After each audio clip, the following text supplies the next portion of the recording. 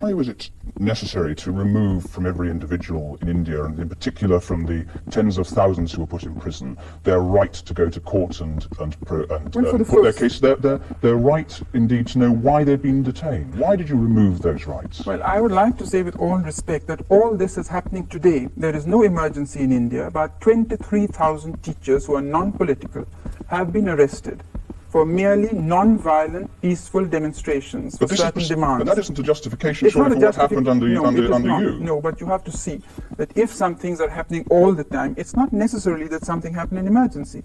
If the police have indulged in excesses, they have been doing so before, during, and now. But this is a different case, I'm going to do. Your Home Minister said at the time, I think rather neatly, if perhaps cynically pinpointing the issue, no fundamental rights, he said, have been taken away from any individual, just their right to go to court to enforce their rights. Now that was under the special powers that you took. We're not talking about abuse by minor officials, we're talking about state policy. That is true, but it was just for a very limited period.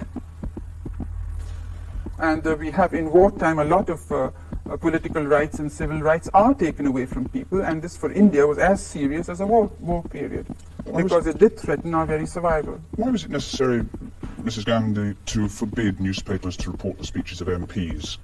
I think censorship was not properly managed, and initially we thought it would be for a very brief period, and some code of conduct would be worked out. That's remarkable, I think. Would you say the purpose of pre-censorship, this is government regulations, is to guarantee certain safeties for the state. All the chief censor must see everything that's published, and speeches of members of parliament must not be published in any manner or form. Only speeches of ministers. I mean, was that necessary to defend India from collapse? For a short period, yes, because as I said, the situation was more or less going out of control, and it was necessary. There is which developing country has been able to go ahead.